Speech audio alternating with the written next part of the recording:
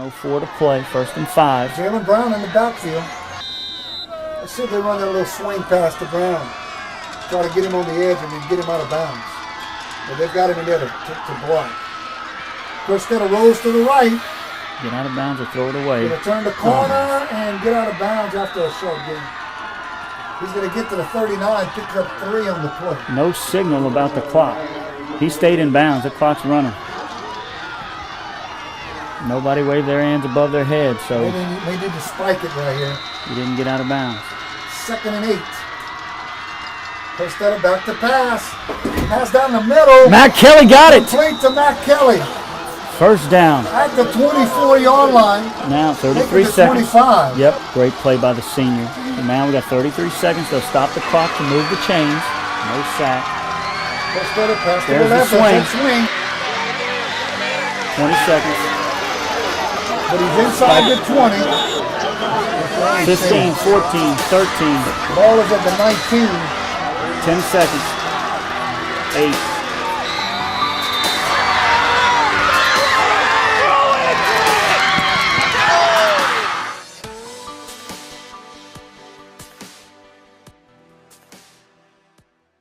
I'm Matt Desimo. I'm the head football coach, the offensive coordinator, and I coach the O-line.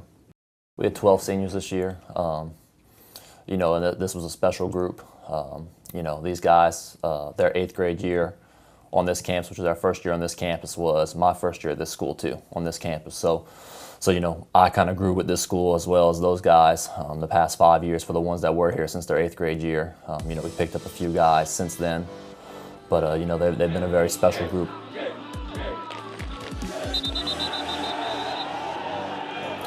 Yeah, whenever I first came, I actually first came as an assistant coach. My older brother, Mike Desimo, was the head coach at the time, and I came along with him. Hey, don't think about anything else other than getting after their ass tonight for one more week together. You understand me? I ain't ready for this thing to be over. Fight your ass off to the end for tonight for this team. Everybody with me? Whatever it takes, get the job done tonight. It's plain and simple. You're the better football team. You're the better team, you prepared better, you've worked harder, and you're ready for tonight. Come out here tonight and play your best for 48 minutes. I promise you, you have what it takes. I hope you know that with 100% confidence. I hope you know with 100% confidence what's about to happen tonight. What are we playing for? One more week. One more freaking week together. Get a break right here. You come out, you take this field, and you own tonight. You understand me? Tonight is your night. Own it. Hey, when we score, we're going for 2, okay? Hey, if we go for 1 again, though, let's just say 2-point stance, no hands down, okay? All right, hey, let's complete this thing. Let's go. All right, we got close, we got right squeeze, see across, 67, let's go down over.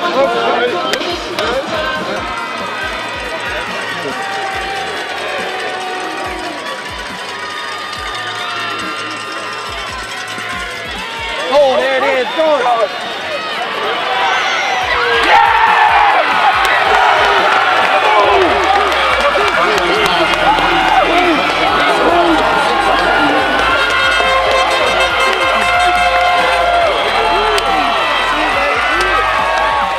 But we both came that same year. He got here a semester before me. When they weren't on this campus, when those guys were 7th graders. But that first summer that they were on this campus, first summer workouts and all that, we were here. And we had a few of those 8th grade guys that actually practiced with us throughout the year and dressed out for varsity games that year. I hope all you motherfuckers feel the same way as I am. Make sure we get that ball. They kick it wide, Ronald. Peyton, we run that ball out of bounds. We freaking get this thing, and let's start this thing off right. Get our blocks, let's hit this thing at 150 miles per hour, and let's take it to the house. Let's go! This senior class as 8th graders, we knew, at that time, part of the problem with Ascension high school athletics was a lot of the kids would leave after 8th grade. A lot of the kids would go to STM or Turlings, different schools, and it made it tough to be competitive on the high school level because we'd lose so many kids. And that was one of the big things that we talked about, me and my brother, once we came, as well as along with Coach Mouton and Coach Lonnie Landry, all the major head coaches here. If we could start getting kids to stay throughout their high school careers, we knew this place could be very, very special and very successful. And that 8th grade class, this senior class, was really one of the first classes that stayed. And we knew At that time, me and Mike as football coaches, we knew if we keep this group together that they could be a very special group. Whenever all those guys were re-enrolled as freshmen, you know, they made that decision, they made that commitment to Ascension. We knew that the next few years would be very special, and you know, they most definitely have been. And you know, these guys, it's more than just making that one little commitment, deciding to stay here. Those guys were in the weight room every day. Every summer they got stronger and faster and made commitments, you know, sacrificed going on vacations. You know, we were going into it not sure exactly how good we were going to be. We knew how good we could be, but you know, we weren't sure. You know, it was growing pains for a lot of those guys as well as me, as that was my first year as an offensive coordinator, as a head coach. But you know, our guys, you know, they worked hard. They put in the time in the off season. You know, we went to that first game, not sure exactly how we were going to come out of it. We're playing against an East Beauregard team who was, I think, a quarterfinal team the year before in the public side of the playoffs. And you know, we went out there and we dominated physically from start to finish. And you know, that was you know, a compliment, an idea of how the season was going to go because of the work that those guys put in and the preparation they have done. And you know, the rest of the year kind of fell in line from there. You know, we were fortunate we didn't have very many injuries. We had a few major injuries before the season. You know, we lost a couple big guys, but the rest of the year through we were fairly healthy. You know, we had a couple of nicks and knacks here and there, but you know, things went our way.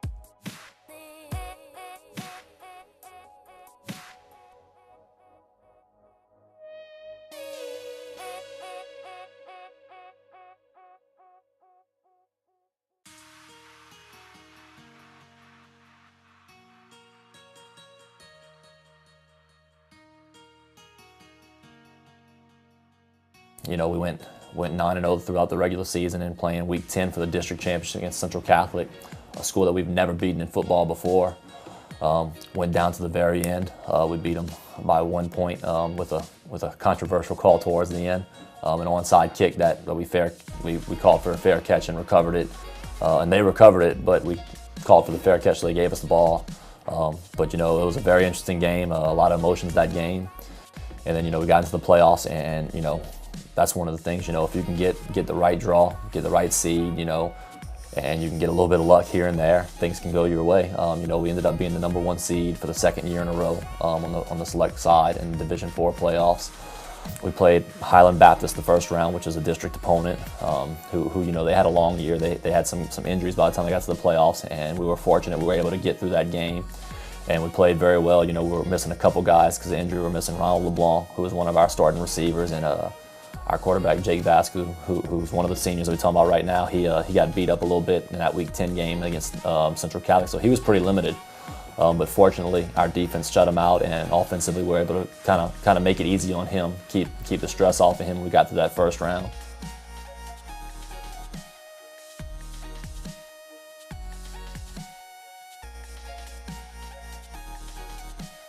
The second round, we played St. Fred's, who's a team that we played the previous year in the first round, so we knew a lot about them. We knew they were a very well-coached team, and we knew it was going to be a tough ball game.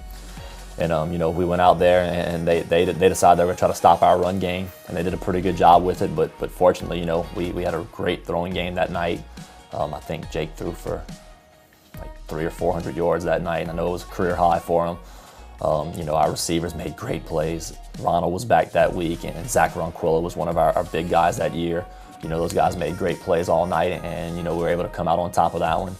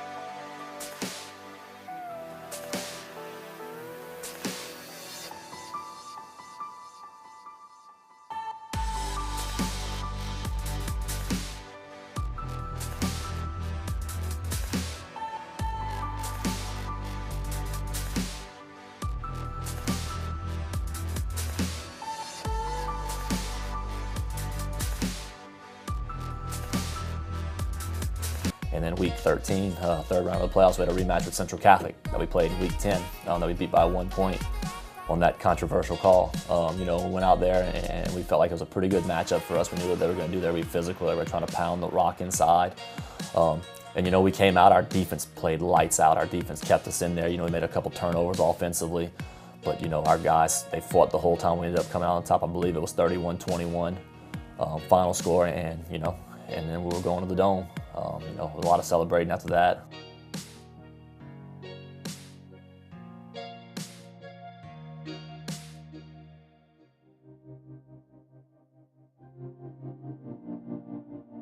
Going into it, we knew we had our hands full going against the Southern Lab team that was loaded.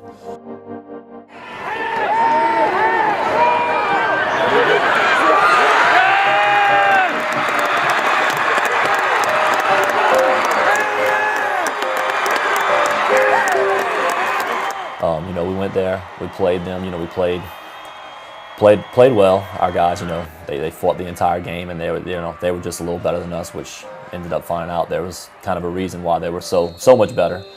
But you know, our guys fought the entire game. You know, we might have made some mistakes here and there, but you know, first time in that type of situation, I thought they handled themselves really well.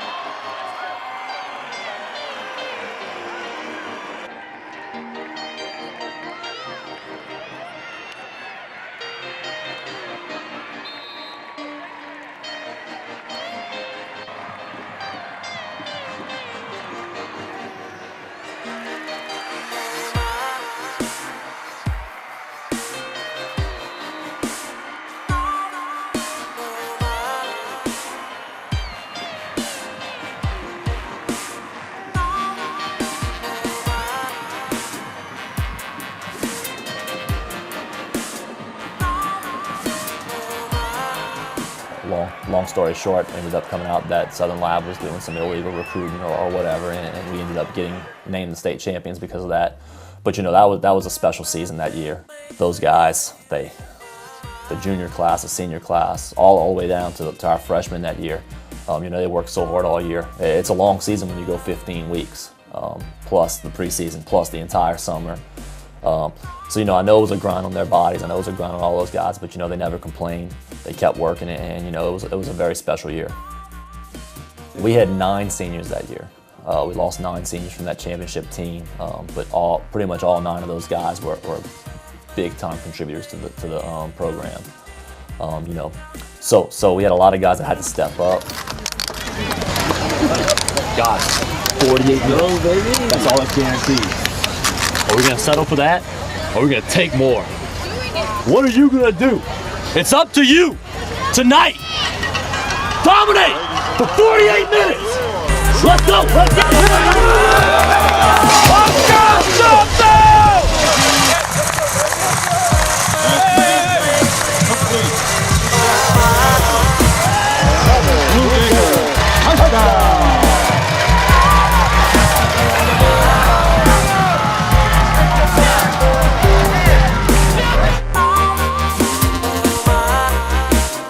This year we were very fortunate up front on the offensive line. Going into this year, we had 1 new starter, 4 guys returning. Out of those 4 returners, 3 of them were seniors. Michael Rimonday moved from right tackle to left tackle, who's a 4-year starter. He's a senior. Our left guard was Cade Guillory, who was a sophomore, who was a 1st-year starter. He's the one that was the new starter this year. Cameron Hartman was our center, who was a 2nd-year starter, who was a junior this past year. At right guard, we had Zach Goshsen, who's a 3-year starter, actually.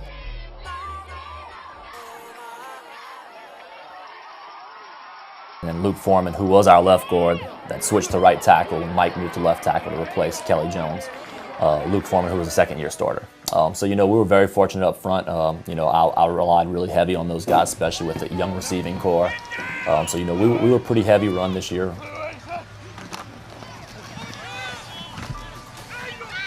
You got to attack with your strengths, and up front, especially with those 3 seniors, Mike, Zach, and Luke.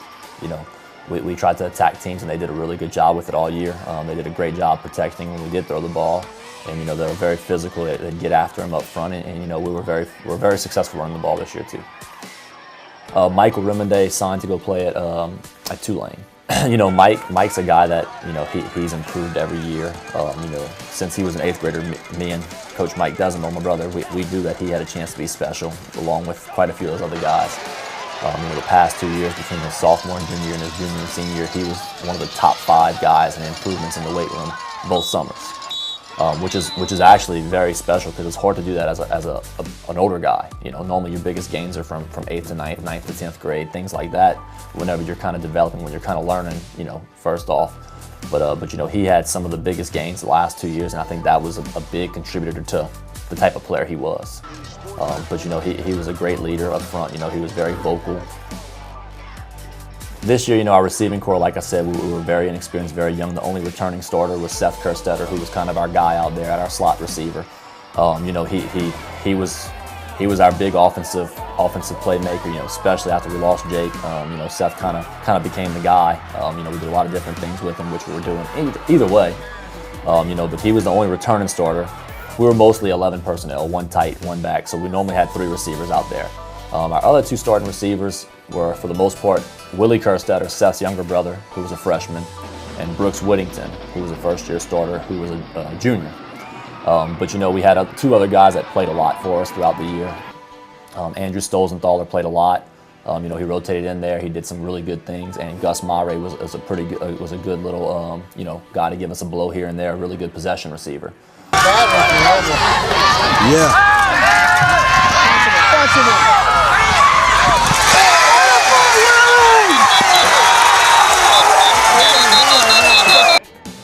Those guys did a really good job. It's tough to go in at the beginning of the season and try to expect these guys to play, especially coming after the season we had last year with the types of outside receivers we had last year in Ronald LeBlanc and Zach Ronquillo. they need to continue to grow and continue to get better as the years go on. But you know, they did a great job. And I mean, Seth, what can I say about Seth Kerstetter? You know, he's a player. You know, everything I asked of him, he did. You know, we put him in the backfield, sometimes hand the ball off to him. He played quarterback sometimes. You know, we threw the ball to him, did a lot of screen game to him. You know, and you know, he was one of our biggest weapons on the offensive side of the ball, and he did a great job all year.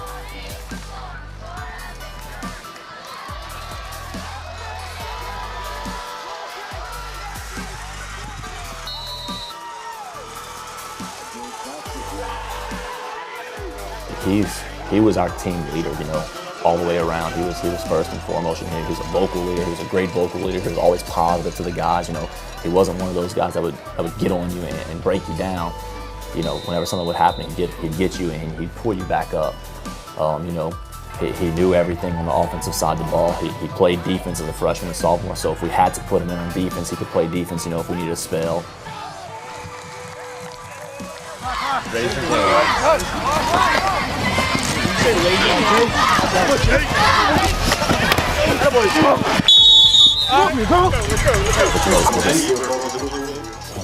He had that special it. You know, the guys around him, you know, he made people want to be better. He made people want to work harder. He'd make it fun.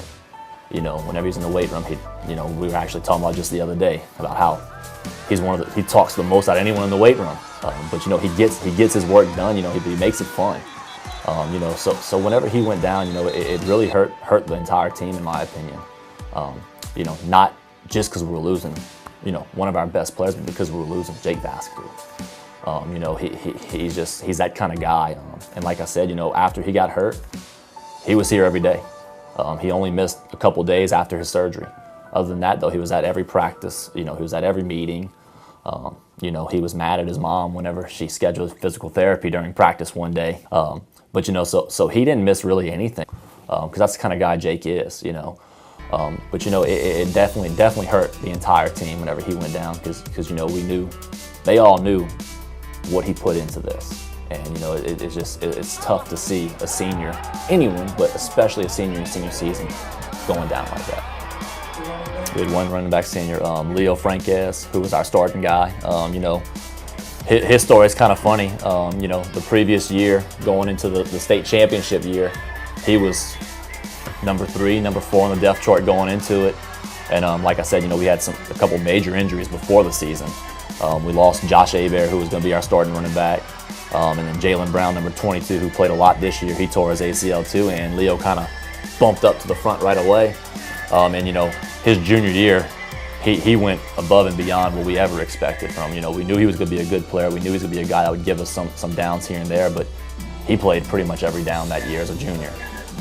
You know, so going into this year as a senior, we knew what we were getting out of him. We knew we had a solid back, a really good player, a smart player, a physical player in him.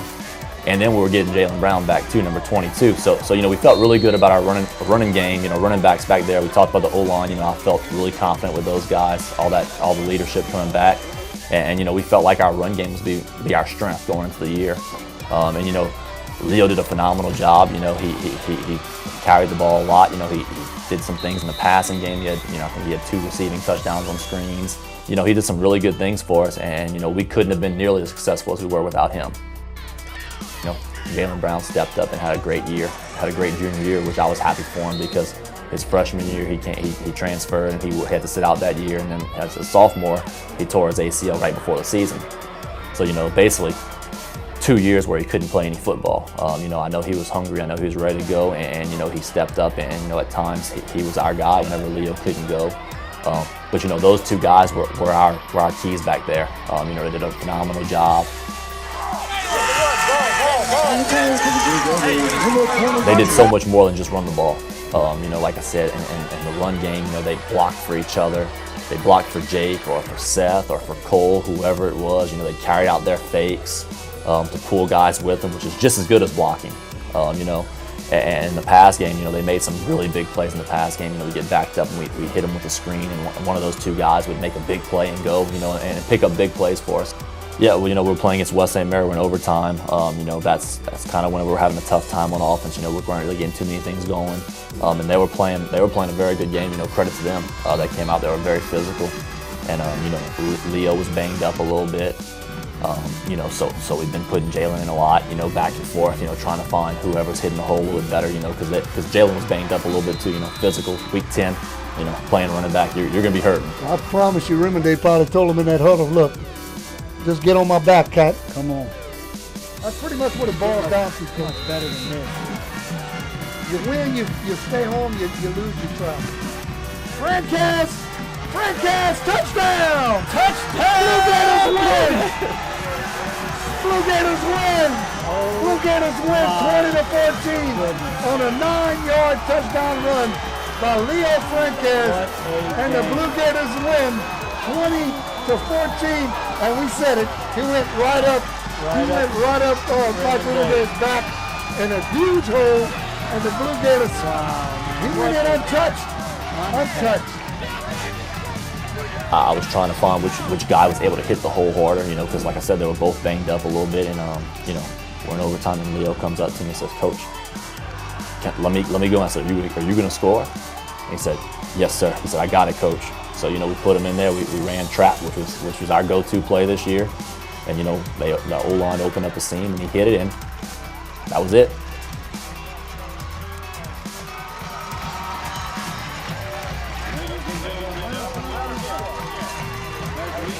Jack Leone probably was our guy that played the most. He was our starting tight end on offense, and he played a lot of D-line. Our linemen are probably the guys that had to play most both ways, just because, smaller school, we don't have a lot of big guys. But Jack was probably the guy that was on the field the most. He actually got all-district on both offense and defense. He was first team D-line all-district and second team tight end all-district. We're going to have a party in the backfield. A party in the backfield all game.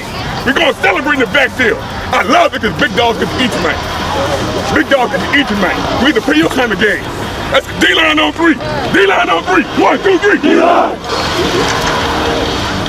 Our defense, we knew going into it that our defense was going to be our strong point. And Coach McCullough and all those main defensive coaches did a great job with our guys getting prepared. Third and about 2. They got to try to run stuff. Everybody did his job. We got to get out of We got to push that. Stop right here. Let's go! Let's go!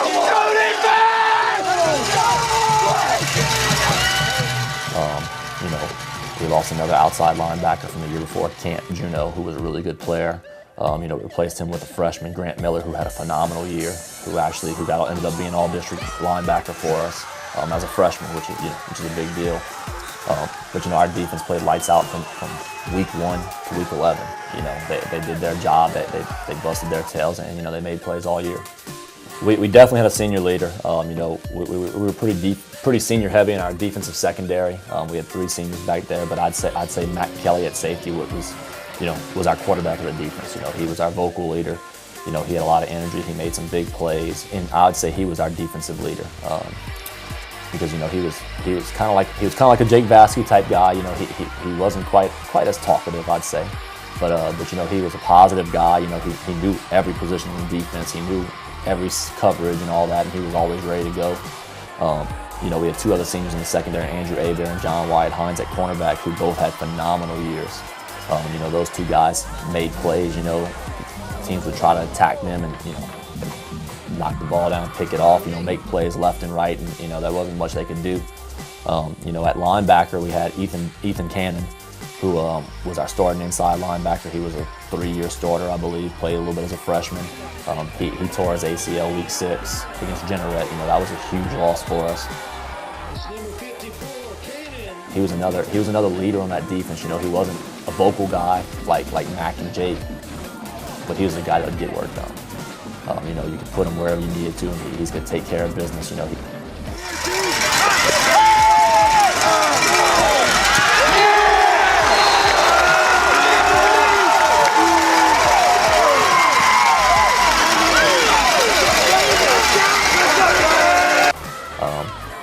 then up front, defensive line, we had one primarily defensive line guy, and it was Christian DeVille.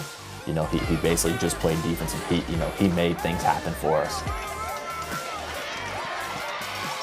We put him in situations where teams would run away from him, or if we put him in a situation where he's taking on double team blocks and things like that. You know, as a senior, you know, he did a lot of things for us. We leaned heavy on him up front. You know, a lot of our linemen played a lot both ways. So like Mike Remonday played a lot on the inside on D-line. Jack Leone played a lot of defensive end.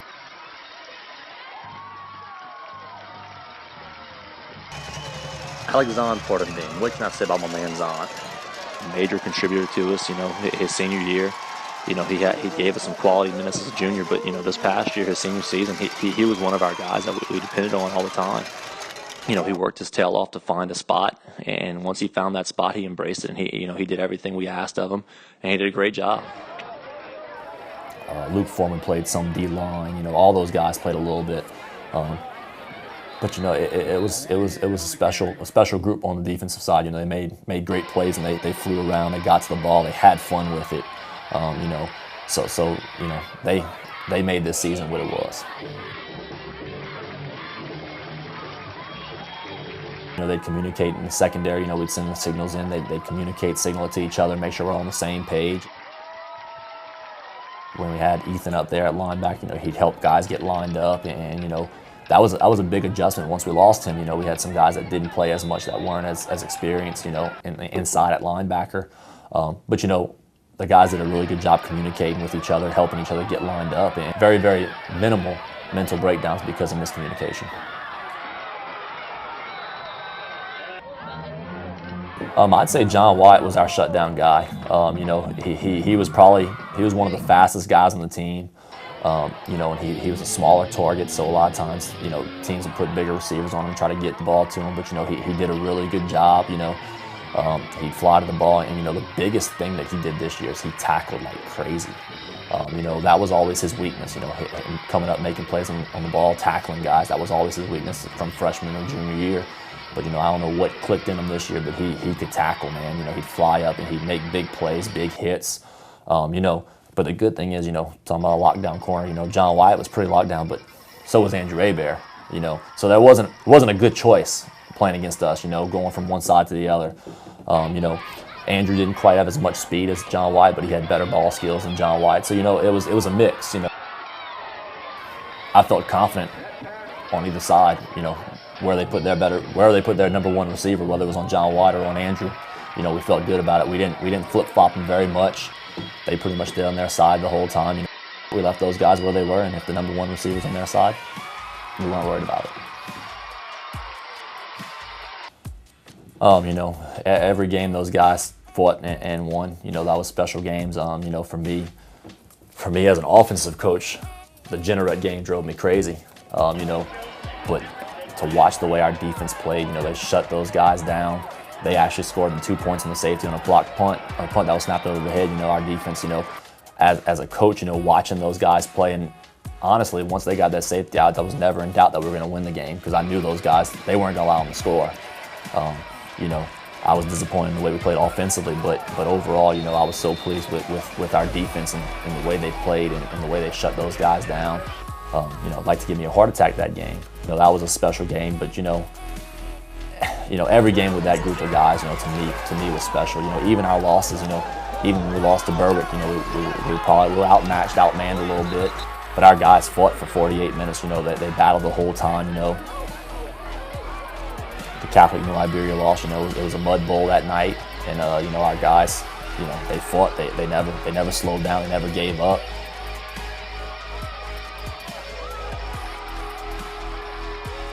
But you know, our guys, just the way they finish everything, the way they fight for everything, you know, every game was a joy to me. You know, and you know, I'll miss this group just because of that type of tenacity, that type of fight that they have.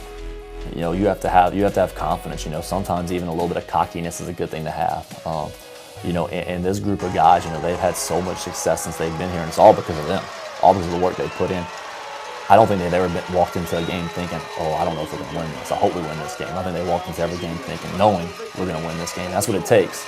You know, and I think, you know, that's a testament to them with what they've done over the years, you know, all the work they put in. And whenever you work as hard as they do, you feel like, well, I deserve to win this game. You know, I did all this, you know, we're good. We're going to take care of business. And you know, I think that's kind of how they felt, and, you know, for a reason. You know, and I think it did help, you know, the success they had the year before. but the year before that too, when they went to the semifinals, and the year before that too, when they won their first playoff game as freshmen. You know, so it's been a special career for those guys. Come on, defense, stop them here, baby! Y'all ain't tired, let's go! Yeah, this is a special group, and when this group was in the 8th grade, you know, we noticed that this was a group one we had to keep because, you know, a few kids would still go to Lafayette High and even to St. Thomas More, so it was a group we definitely had to keep, and we kept most of them, and we knew if we kept them together and we kept them working and kept them heading in the right direction, we could accomplish great things, and we have a state championship trophy in that trophy case because of those seniors and a lot of other guys that helped win that thing. So hats off to those guys, and they're going to be missed, and a lot of them will go on to other sports and be competitive, be successul, and then on to college for them. That's what I'm telling you. Hey, we need everything right here. We're in 3. We're going to be in 3. We're in 3. That plays over. That plays over. We got to be ready. You got to be ready for the option right here. Okay? Once we Let's go, finish. Come on, Jack. Come on, Jack. watch that signal. Let's go, let's go. What they've done for this school, you know, it's just great. And not to mention that we have, I believe, 3 composite academic all-state guys, which means 3 guys with 4.0s all the way through their high school career. We had multiple guys with 30 plus ACTs, 28 plus ACTs. You know, so there's a lot more than just what they did athletically for the school. You know, academically, they're the leaders in the classroom. You know, and they do everything the right way. And you know, that's why Ascension is what it is today. That's why we're a 2A school now. That's why we're not a struggling 1A school. We're a district competitor every year in every sport. You know, the baseball team won state last year with a lot of these guys playing on that baseball team. You know, so these guys have just done so much for this school, and you know, I want to personally thank them for everything that they've done.